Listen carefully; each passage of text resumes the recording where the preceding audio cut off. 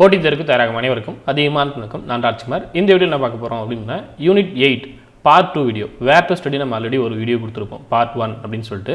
Unit 8 பொறுத்தவரையும் நீங்கள் என்னென்ன பாடங்கள் படிக்கணும், சமச்சீர் புக்கில் எங்கிருந்து என்னென்ன பாடங்கள் படித்தா நமக்கு மேக்ஸிமம் சிலபஸை கவர் பண்ண முடியும் அப்படின்றதான் பார்க்க போகிறோம். ஏற்கனவே பார்ட் 1 வீடியோவில் 34 பாடங்கள், சரிங்களா, 34 லெசன்ஸ் வந்து நான் உங்களுக்கு இன்ஃபார்ம் பண்ணியிருப்பேன்.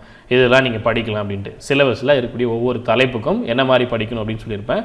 அதே போல் இந்த பார்ட் 2 வீடியோவில் ரிமைனிங் இருக்கக்கூடிய லெசன் நம்ம யூனிட் 8 புக் இருக்கு இல்லையா, யூனிட் 8 புக்கில் உங்களுக்கு வால்யூம் 1ல் என்னென்ன லெசன்ஸ் இருக்கோ கிட்டத்தட்ட அதில் ரிமைனிங் லெசன்ஸ் வந்து நான் கவர் பண்ணிடுறேன். சரிங்களா, நிறைய பேர் யூனிட் 8 அப்படின்னா என்னென்னு கேட்குறீங்க. யூனிட் 8 அப்படின்றது TNPSC குரூப் 1 குரூப் 2 குரூப் 2 சிலபஸில் இருக்கக்கூடிய தமிழ்நாட்டின் வரலாறு, மரபு, பண்பாடு மற்றும் சமூக அரசியல் இயக்கங்கள் அப்படின்ற ஹெட்டிங். இதுவரை நீங்கள் டெலகிராமில் ஜாயின் பண்ணல அப்படின்னா மறக்காமல் டெலகிராமில் ஜாயின் பண்ணிக்கோங்க. டெய்லி சேலஞ்ச் இந்த மாதிரி டெஸ்ட்லாம் போயிட்டுருக்கு. ஸோ டெலகிராமில் அதற்கான அப்டேட் எல்லாமே வரும்.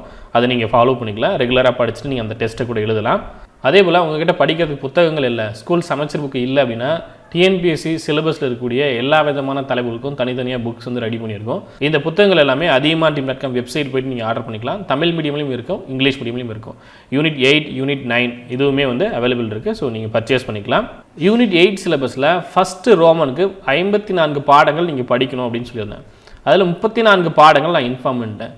இன்னும் இருக்கக்கூடிய 20 பாடங்கள் இந்த ஃபஸ்ட்டு ரோமனுக்கு மட்டுமே நான் சொல்கிறேன். இது ஃபஸ்ட் ரோமனுக்கு மட்டுமே 54 பாடங்கள் அப்படின்னு சொல்லியிருந்தேன்.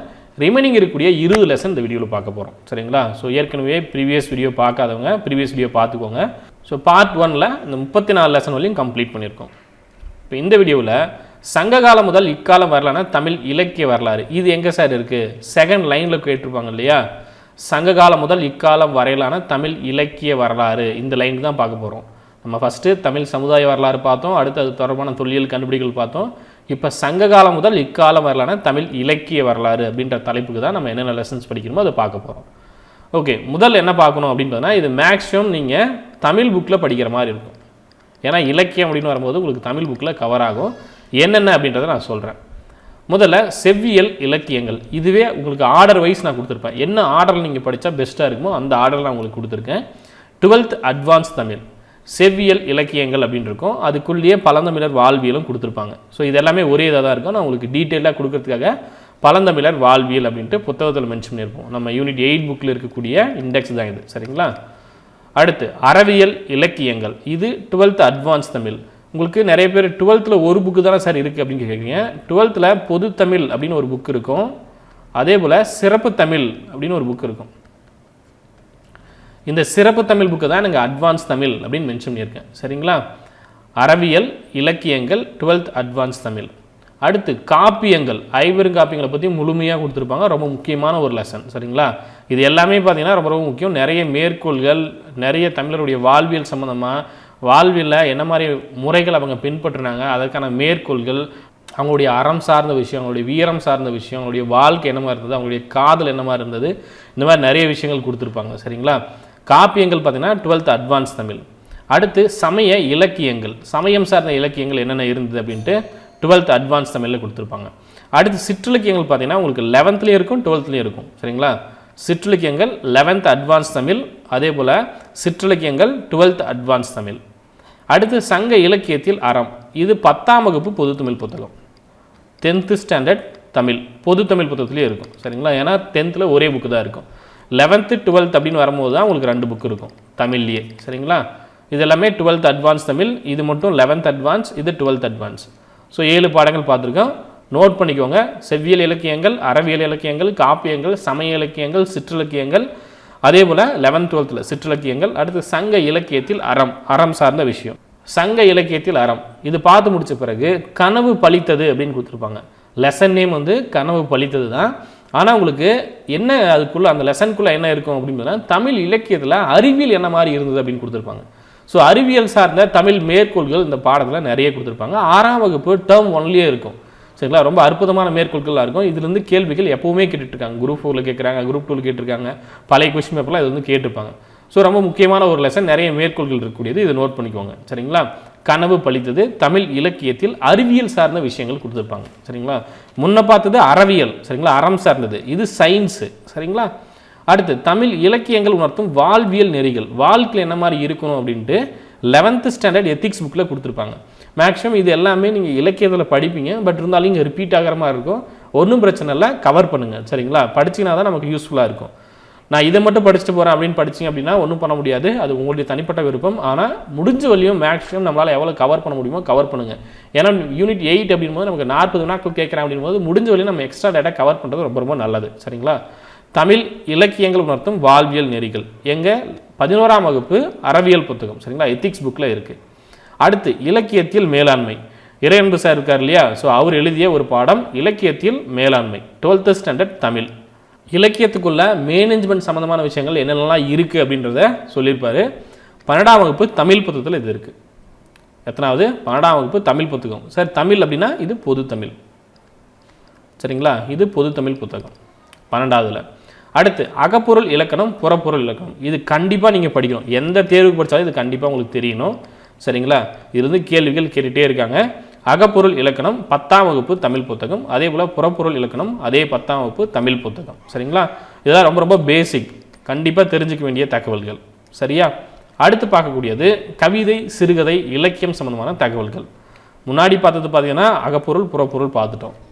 அடுத்து கவிதை சிறுகதை இலக்கியம், இதில் திருநெல்வேலி சீமையும் கவிகளும். கவிகளும் அப்படின்னா அங்கே இருந்த கவிஞர்கள் பற்றி சொல்லியிருப்பாங்க, தமிழ் அறிஞர்கள் பற்றி சொல்லியிருப்பாங்க. திருநெல்வேலி சீமையும் கவிகளும் 7ஆம் வகுப்பு தமிழ் டேர்ம் 3.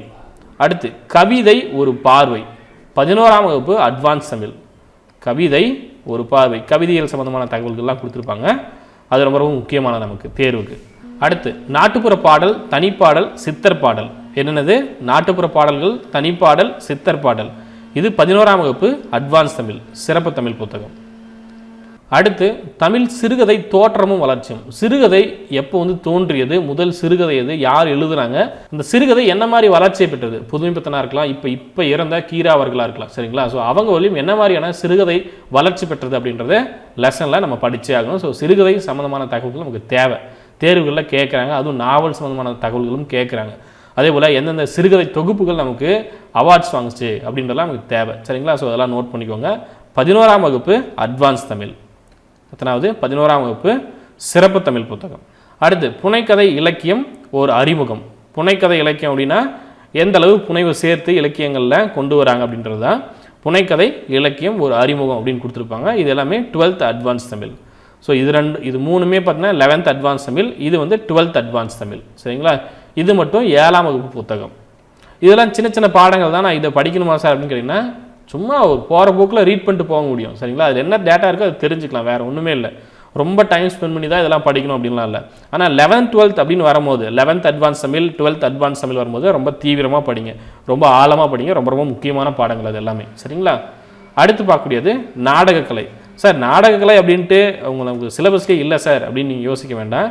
நம்மளுடைய பண்பாடு அப்படின்னு வரும்போது கண்டிப்பாக நாடகம் வந்தே ஆகும் சரிங்களா. அதே போல் நம்மளுடைய மரபு அப்படின்னு வரும்போது கண்டிப்பாக வந்துடும். இது மெயின்ஸ்க்கு உங்களுக்கு யூஸ் ஆகும். இந்த நாடகக்கலையெல்லாம் பார்த்தீங்கன்னா இது மூணுமே சொல்கிறேன், நாடகக்கலை அப்படின்னே பிரித்து கொடுத்துருப்பேன் புக்கில். இந்த நாடகக்கலை உங்களுக்கு மெயின்ஸ்க்குமே யூஸ் ஆகும். நாடகக்கலை தெருக்கூத்து நாடகவியல் ஆளுமைகள் 11th அட்வான்ஸ் தமிழ். அதே போல் நவீன நாடக வரலாறு இப்போ சரிங்களா, நவீன நாடக வரலாறு 12th அட்வான்ஸ் தமிழ். அடுத்து தமிழ் திரைப்பட வரலாறு, ரொம்ப முக்கியமான ஒரு பாடம். தமிழ்நாட்டில் திரைப்பட வரலாறு என்ன மாதிரி இருந்துச்சு அப்படின்னு கொடுத்துருப்பாங்க. எம்ஜிஆர் ஆரம்பித்து எல்லாரை பற்றியும் தகவல்கள் கொடுத்துருப்பாங்க. அதே போல் என்ன மாதிரியான இலக்கியங்கள்லாம் திரைப்படமாக வந்துச்சு இந்த தகவலுமே கொடுத்துருப்பாங்க சரிங்களா. அதெல்லாம் பேஸ் பண்ணி நம்ம கொஷின் கேட்குறாங்க. இந்த நூல் என்ன திரைப்படமாக வந்தது, இல்லை திரைப்படத்தோட பேர் சொல்லி கேட்குறாங்க சரிங்களா. அதே போல் இப்போ அந்த கொஷின் பேப்பர்லையும் இந்த மாதிரியான கேள்விகள் கரண்ட் அஃபேர்ஸ் சம்மந்தமாகவும் கேட்பாங்க. ஸோ அதையுமே நம்ம பார்த்துக்கணும். நூல் சம்மந்தமான தகவல் கண்டிப்பாக நமக்கு தெரியணும் சரிங்களா. நூல் விருது அப்படின்போது கண்டிப்பாக அதை நம்ம தெரிஞ்சுக்கணும். தமிழ் திரைப்பட வரலாறு 12th அட்வான்ஸ் தமிழ் சரிங்களா. ஸோ இதுதான் 54 பாடங்கள் நான் உங்களுக்கு சொன்னேன். அதில் முதல் வீடியோவில் 34 லெசன் பார்த்தோம். இப்போ 2வது வீடியோ பார்ட் 2ல் பார்த்தீங்கன்னா 20 பாடங்கள் பார்த்துருக்கோம். பார்ட் 1ல் 34 லெசன் சொன்னேன் சரிங்களா. ஸோ என்னென்னன்றதை நோட் பண்ணிக்கோங்க. இதில் ஆரம்பித்து செவ்வியல் இலக்கியங்கள் ஆரம்பித்து சங்ககாலம் முதல் இக்காலம் வரலான தமிழ் இலக்கிய வரலாறுக்கு இதெல்லாம் படிக்கிறீங்க. கடைசியில் நான் சொன்ன இந்த 3 லெசன் மட்டும், இது மட்டும் பார்த்தீங்கன்னா உங்களுக்கு மெயின்ஸ்க்கும் யூஸ் ஆகும், ப்ரிலிம்ஸ்க்கும் படிச்சுக்கோங்க டைம் இருக்கும்போது. ஏன்னா கண்டிப்பாக கேள்விகள் கேட்கறதுனா வாய்ப்புகள் இருக்குது. நம்ம நாடகம் அப்படின்ற ஒரு வார்த்தையை சிலபஸில் கொடுக்கல அப்படின்னு நினச்ச வேண்டாம். உங்களுக்கு தலைப்பை என்ன, தமிழ்நாட்டின் வரலாறு மரபு பண்பாடு அப்படின்னு கொடுத்துட்டாங்க சரிங்களா.